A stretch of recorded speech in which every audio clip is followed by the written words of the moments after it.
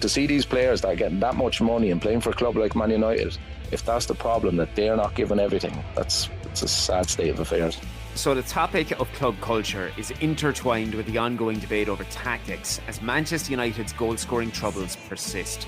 We're discussing dressing room habits, media influence, and responding to criticism with a man who has been there and done it. It's all coming up on the latest episode of The Theatre of Red.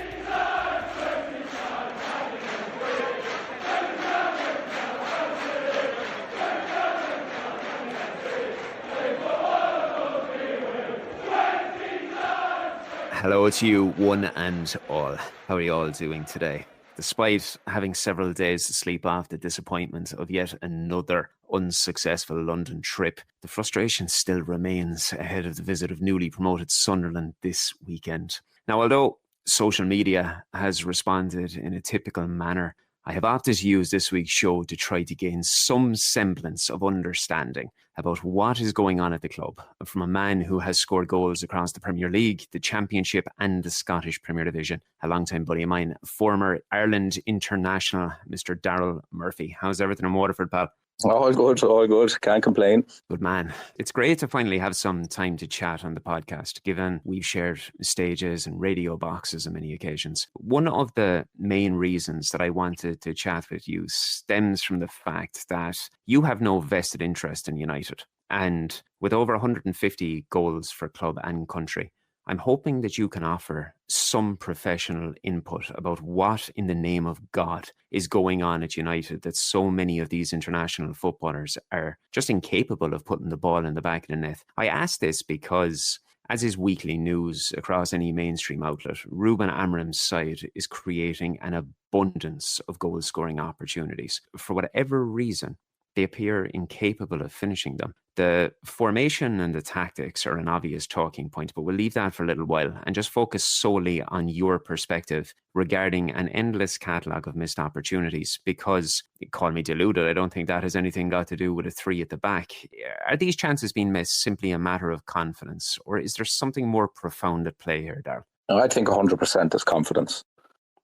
Confidence and pressure. To be honest with you, if I'm looking for him from the outside in, I'm watching some games and some highlights and stuff like that, and you could just see with the club that there's just obviously something not right for a long time now. But if you are a striker in them positions and you are getting the chances and you're not scoring and there's pressure on from the fans, from everyone really outside, to just get results really. Everyone knows the pressure on the manager, the team. You see pundits talking about it all the time. It's hard, but at a club like United, you should be able.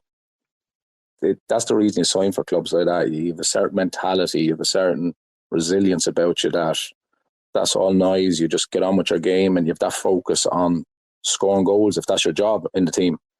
And as I said, looking at it, it looks like just a confidence thing. I mean, I go to the Highland when he first signed. If he had got off the ground running with a few goals and all that, it could have been a total different story.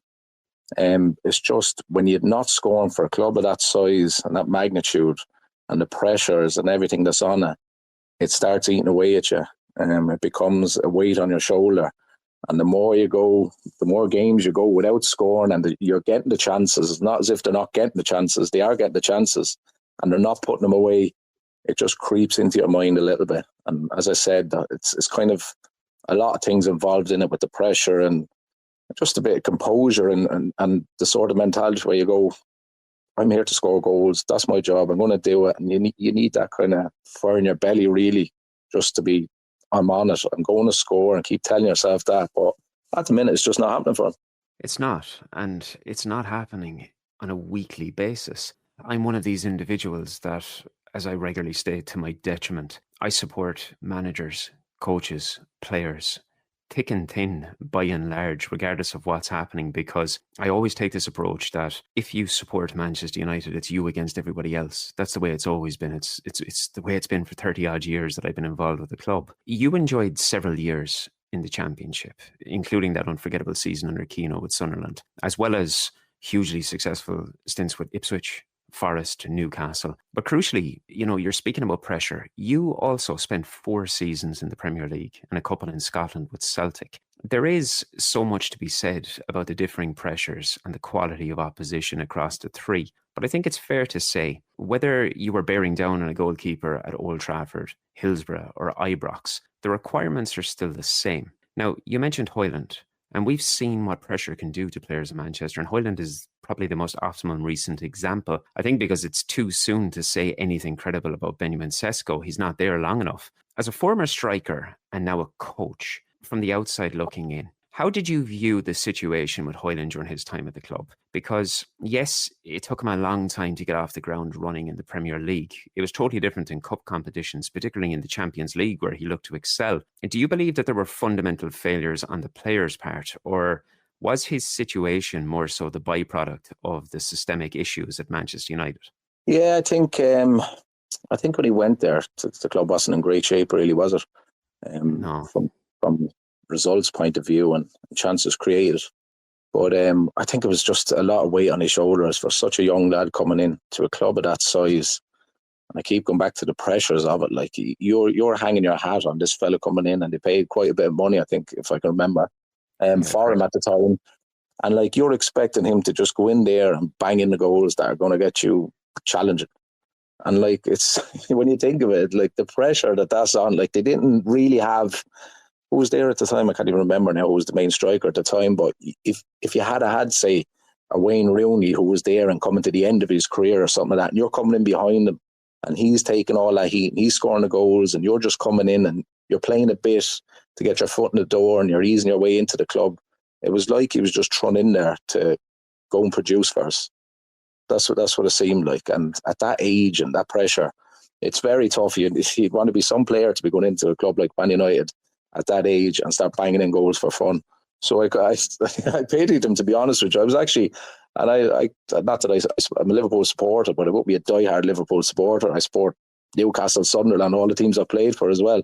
But you're looking at it from a striker's point of view, and I'm thinking, I'd like him to score. You know what I mean? Because it was gone to the stage where I'm going, please, just give him a goal and just to get his confidence up and get him ticking. But look, it wasn't to be. You saw it when he got that goal. It was around Christmas time and he scored his first Premier League goal against Aston Villa. You could literally see the weight of the world was lifted off his shoulders. He was almost crying. I believe he actually did start crying in front of the Stretford end when he scored. And all the players gathering around him and hugging him. But the biggest thing that stuck out for me with it all, I could not wait for him to get that goal because he was getting them in the cup. And I think in 6 appearances in the Champions League, he had scored 5. Obviously, we had our own problems with Andrew Onana contributing to many of them during that group stage with Galatasaray, Bayern Munich and all. But after he got through that little opening period where he went from opener up to Christmas without scoring, he set the record for the most consecutive goals scored as the youngest striker in the Premier League. You thought how he finished out that first season, that he was going to come back, he was going to kick on very strong in the second season. And I was obviously a regular contributor to the fact that I believe there were so many mitigating factors in the background that were contributing to what we saw in that second season. I think he became the weekly whipping boy for all of the issues that were happening and the necessity for a social fan base to just need a scapegoat to be able to pin their tag on. The one thing that I was very surprised about, though, you've brought this player in, and as you said, you gave him no support from any veteran striker to learn from at the club. You paid close to £70 million for him. You've gone through 2 seasons of struggles, and he's finally sort of acclimatized to what it's required to play in the Premier League, the physicality, the pressure, the expectations. And then you get rid of him and you replace him with another 22-year-old striker who's completely unproven in England. And I know it's PSR related and they're looking at wages and they're looking at offloading wages. But would you have kept Hoyland there as well as having Sesko at the time? I think I would have, yeah. I think I would have gave him that extra bit of time. And then look, if it didn't happen then for whatever reason, and like you don't know what's going on in the background. You could have pressure from above to the manager, or I've seen it at clubs, like if someone's not performing, the manager's getting it in the ear from all sorts, and it's the character of the manager, whether he goes along with what he has and goes with it. But there's so many variables involved in it. It's not just a case of going, yeah, I do that. You might be able to just do that. But football, it's a funny game when you actually see what to be going on in the background. But look, as I said, I actually felt sorry for him, and then he came good, like you said. And then with Sesko there now, you think you would have had the two of them there, kind of a little bit of competition for that role, you know what I mean? It might have brought out the best in both of them, really. The pressure wouldn't have been so much on Hyland then, and he might like that. Because I think you've seen now, did he score in his debut for Napoli when he went on loan straight away?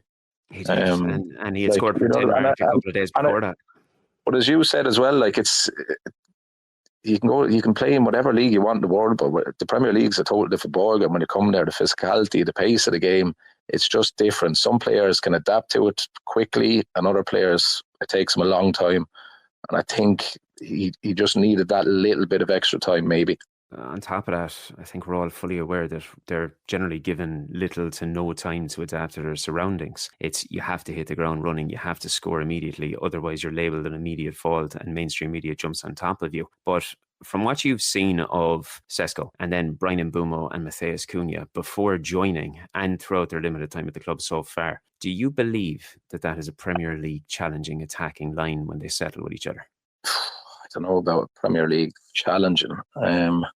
Who knows? Look, they could end. I always liked Mbeumo and Cunha, and I haven't seen much of Sesko, but what I've seen, I do like if you produce him with crosses in the box, he's very good in the air. He will get you goals.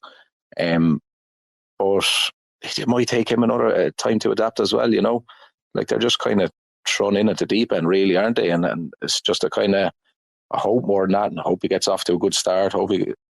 That's the way it seems. There's kind of no really plan in place by the looks of it. I mean, them two signings that I've just mentioned there, like they will be very good for Man United. I always like them, and their playing style, their attacking players, Cunha more creative and scores some wonder goals. Mbeumo just scores goals and he gets at you. He must be a nightmare for defenders watching him because he just wants to attack all the time. But look, we'll know by the end of the season anyway, won't you, where they kind of are, if the three of them do play together as much, or three of them are starting in the same lineup. But they're just different options for United, and I think they're ones that they needed. They're really attacking players in them positions, and I think that's what we're always used to watching Man United. Me growing up, I know it was a different formation, different system and that, but wingers attacking, getting crosses in the box, you know what I mean? Just off the cuff kind of stuff, and that's what kind of Cunha will give you, is off the cuff. He'll produce something out of nothing. And you always had a player like that in Man United, didn't you? Like that could just do the unthinkable out of nowhere. But look, only time will tell with these signings, like how quick they actually could get integrated into the team and obviously create chances for each other to score. Now, it's inevitable that we have to discuss this, and you've touched upon it regarding systems and formations.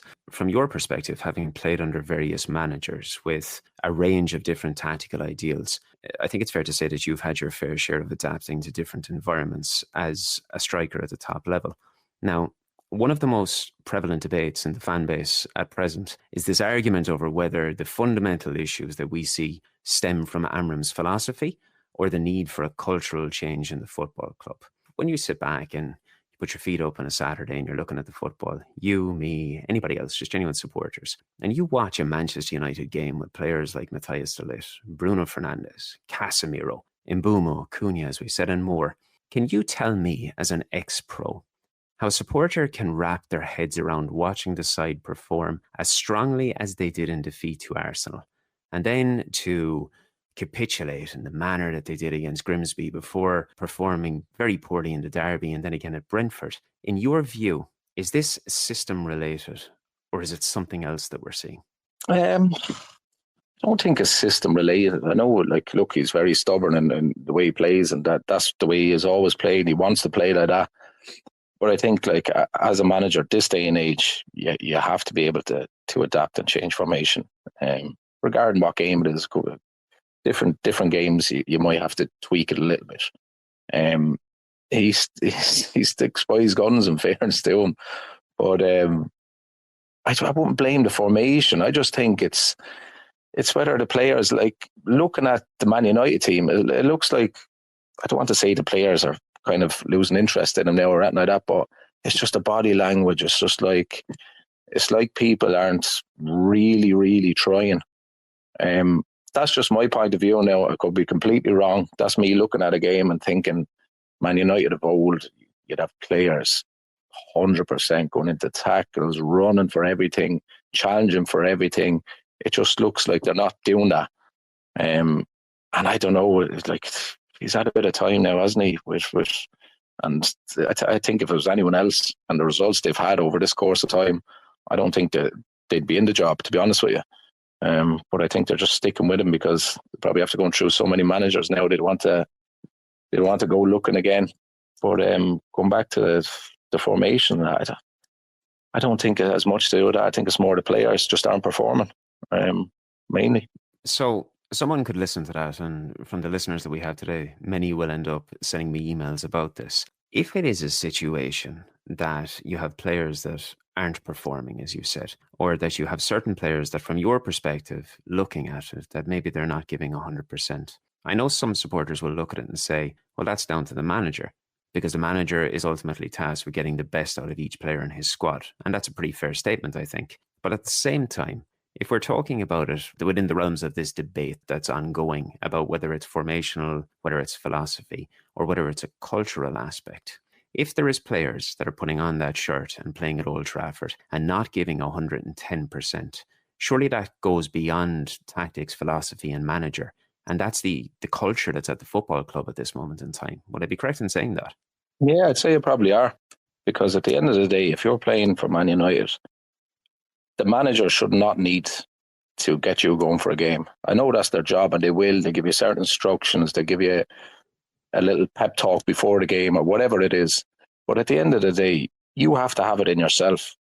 Like, you have to be able to look after that game after 90, however minutes, and go home at night time after a game, if you win, lose or draw, and say, I couldn't have gave any more. And fans aren't stupid. Fans see it. They know players that aren't giving everything. And I just cannot understand that for the life of me. Why play? Like, that is the minimum you should be given to any club you play for. Any club that's paying your wages, the minimum you should be given is like, I'm going to run until I cannot run anymore, and then my ability will come out on top of it. Like, you work hard first and your ability comes out, because like all the players there, they have ability. You know what I mean? They're good players. They wouldn't be there if they weren't good players. But I always go back to, if I was having a bad game, the least I can do is give everything I have, whether that's closing down, it's helping out in defence, it's working so hard for my team. And what I realised after a while then was, you get your rewards after that. Like, you really do. It comes back around for you. So if you're having a bad game, everyone has a bad game. Just give everything you can. And so if you come off, you come off. But once you can look yourself in the mirror after a game, and I always used to do that with myself. Did I do enough today? I'm going, yeah, I actually did. I couldn't have done anymore. And once I felt like that was fine by me. I could live with that. But there was a few games where I thought to myself, no, I actually didn't. I could have done more in that game, and that's why it used to kill me. So to see these players that are getting that much money and playing for a club like Man United, if that's the problem, that they're not giving everything, that's a sad state of affairs.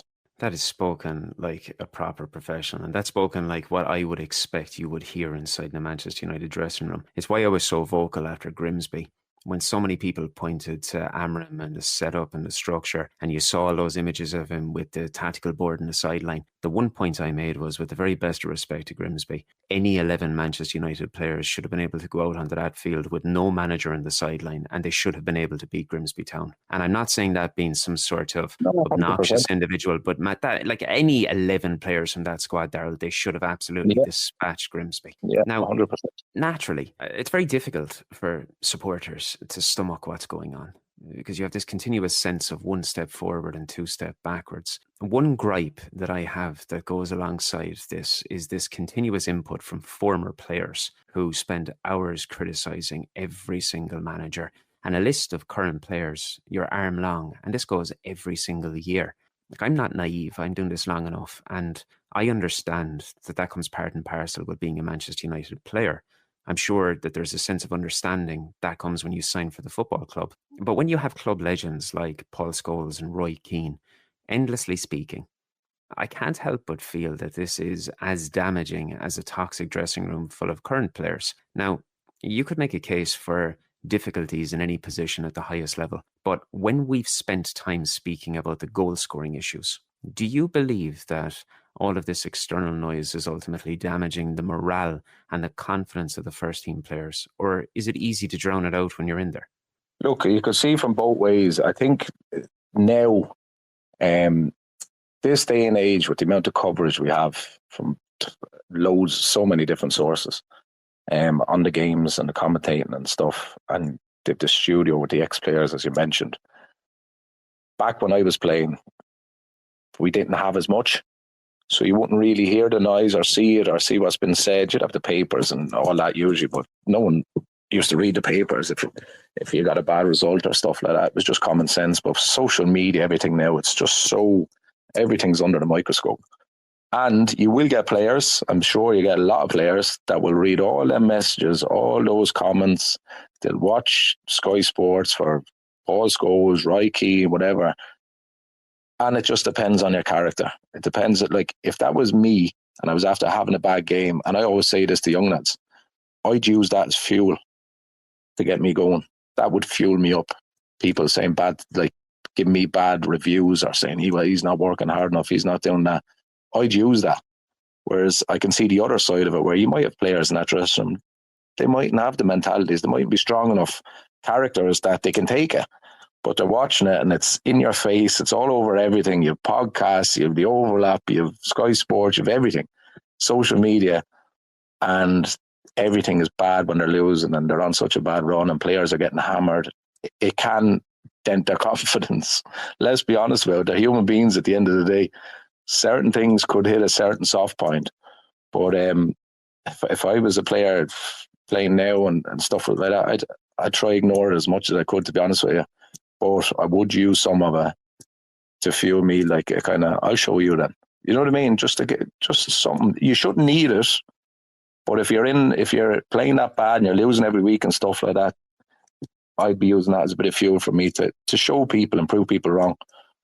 But obviously, that's not happening. What did you make of everything that went on with Alejandro Garnacho as a young player with so much talent and potential, and people, saying that this could be the next Ronaldo, he could follow in his footsteps? And then you start seeing the way he acts so petulantly, and his social media antics kind of typifies the other side of the reference point of what you were saying. You'd use it as fuel. He just appeared to go the complete opposite direction, didn't he? Yeah, I think, look, everyone's different. I don't know his situation, but I'd imagine it's the people you hang around with as well at that age. When you're that young and you're at a club like Man United and you're getting that much money, and like, you will have people hanging out with you, like, from everywhere. You'll have everyone trying to be your best friend. Now you could have friends for a long time, but I always go back to friends that I had. Like my friends who I still have today. I was playing the Premier League and used to come home in the summer. I was smelling myself, but I'd be thinking, I played the Premier League this summer. And the minute I come home, the boys would hammer me. They'd be like, who do you think you are playing? I couldn't care less you playing the Premier League. You know what I mean? You're from here, like, and I'd be just like, bang, straight back down to earth. And I loved it. And that's why they're my close friends. I couldn't imagine he has that. I'd imagine from when he started playing in that team and got into the team and he was doing well, I'd say everyone was just giving him the highest praise. You're going to be this, you're going to be that. He could do no wrong. Maybe he needed one or two friends to bring him back down to earth when he was getting through and all that, because petulant little stuff like you mentioned there, like, basically it was like throwing the ties out the pram is what it looked like when all that stuff was going on. And instead of saying, you know what, the opportunity I have at this club is like, not many people get it. Just enjoy every minute of it. Give everything. I go back to the hard working thing. Just work hard. You've all these abilities there for everyone to see. Just work hard and get your head down. Stay away from the social media point of view. Just concentrate on football. I think Roy Keane, how many times has he said it? Watching him, he's going on about everyone out. Football is their job. That's their job basically. So you just concentrate on football. Do you mind all the clothing lines and all the stuff outside of football and all that you will get sucked into because you're a high profile player?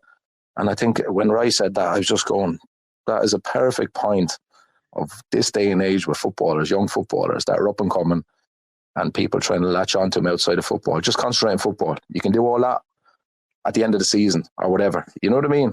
That, like, just concentrate on what you're paid to do. I think it would be absolutely foolhardy of me now to spend time speaking to you in a podcast and not mention the man that you just brought up in Keano, because obviously we know that he possesses a powerful voice in the media, consistently sharing his viewpoint in a football club, and players like Bruno, as I've said, with Sunderland to provide the next challenge for Amorim this weekend. We have to speak about your time under Keane, which included that memorable championship season in 2006, 2007. At a time when Wayne Rooney is suggesting that the current United side could benefit from unleashing him into the middle of the dressing room, I would love to know what it was like working with him, particularly when he had not long finished his playing career and was continuously in the spotlight himself. Yeah, it was, you know what, it was brilliant. It was like a circus, to be honest with you, when he first came in, because, as you said, he wasn't finished long playing. He was still that big character that everyone loved from Man United. But I loved it. I really did. And people always ask me this, how was it Roy Keane? Do you know what? It was easy for me, because all he wanted was, you work hard and train and give me everything and you have a chance of playing. And I just said, yeah, no problem, I can do that. And that's all it was. It was as simple as that. If you work and I've seen it myself as well, you could train Monday to Thursday, you could be the best player in training. If you were off it on the Friday, going into the game on a Saturday, you were not playing.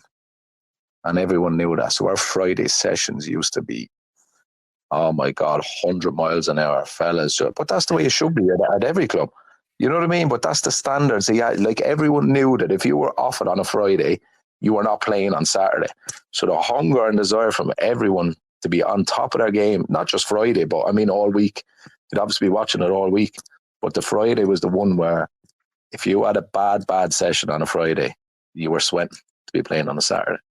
And we just had everyone just fighting for the right cause, really. Get in that team, support your teammates if you're not in the team, and we'll do well. And I just thought it was easy working with him, because that's all he needed to do.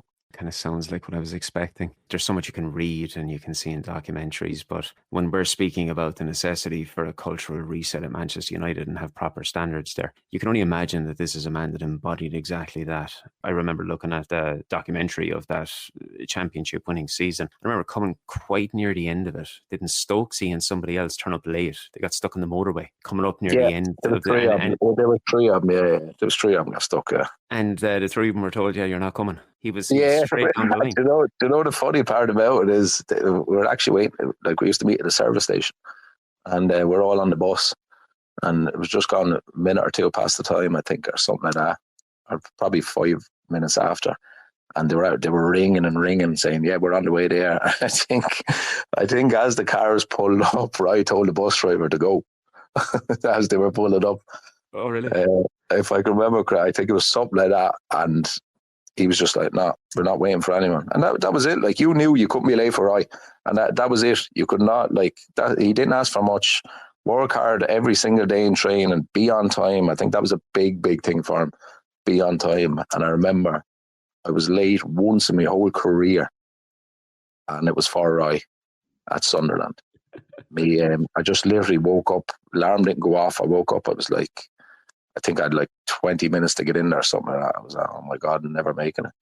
So I got in anyway, and as I was walking in, all the boys were clapping on the pitch, but didn't make it any easier for me then. And Roy's office was up over, so I knew he was looking out. So after training, I went up and I just said, look, I said, Gaffer, I said, I have no excuse. I have nothing to give you. Like, there was no breakdown on the motorway. There was nothing. The alarm just didn't go off. And he just said to me, he said, Murph, if it was anyone else, he said, you'd be fined a week's wages. He said, but he said, you were never late for anything, so this is your one free pass. So you were to Keano what Cantona was to Fergie, is what you're saying? No, I do you know what? He knew. Like, I hate being late for anything myself, and it was probably from Roy, but I think before that I was always like that, but I think he instilled it more in me. So, like, I'd always be early for everything, and I had no excuse. I wasn't going to make up something because I was late. My alarm just generally didn't go off that morning for whatever reason, and that was it. I got away with it. Well, it shows that there's some bit of human nature to the man as well, so he's understanding in that sense. Oh, look, he's fair. He's fair.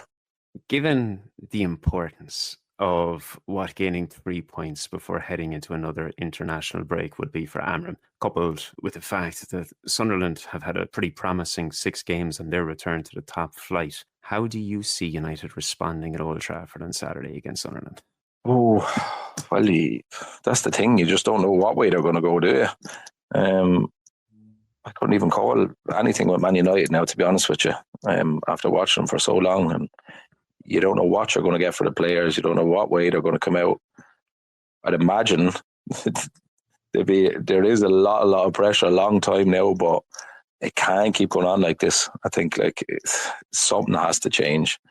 And it's going to be tough for them Saturday because Sunderland are on a decent run. They're full of confidence. They're playing well.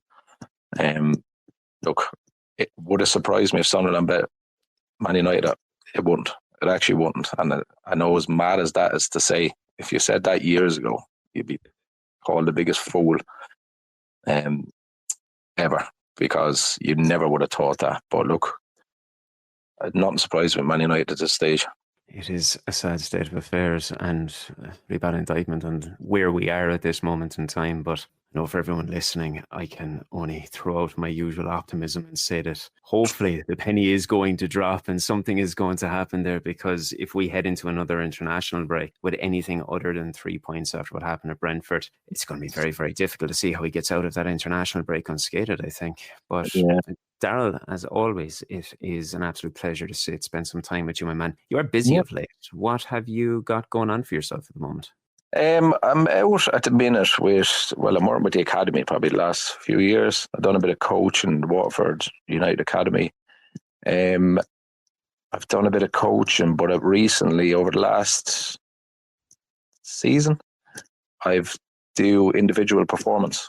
So basically, what that is I work with the academy, so from the under 13s, strikers, attackers, up to the 20s, and I'll do individual finishing sessions, which is what they do need it. I think, like, I never had it when I was growing up and I was younger. The closest I came to was Terry Connor at Ipswich, and lo and behold, I scored 27 goals that season from doing repetitions of all different finishing drills with him over the course of the season. So that was a big wake-up call for me in that sense, that the more you do it, I always knew the more you do it, the better you get. But that was just proof in the pudding for me.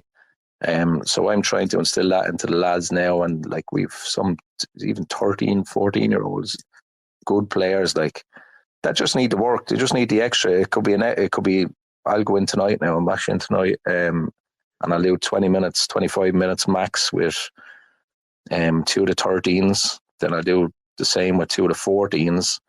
And it's just getting reps for them. I used to do shooting sessions when I was coaching, and like you might have 8 or 9 players, but you might get a shot every few minutes, a minute or so, which isn't good enough. So I just work with the strikers individually now, and they're getting plenty of reps, different scenarios, different positions on the pitch, and it's all match related. I set up the session myself to work on certain things, and they love it, and it's working for them. So I enjoy it. To be honest with you, I enjoy it more than the coaching itself, because I can work with these players, like, personally, one-on-one.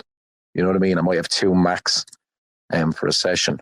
So I'm doing that the last year, enjoying it, and I've set up my own kind of coaching thing now, so I can do one-on-one sessions, small group sessions, and shooting sessions. So I've only set up my own Instagram page.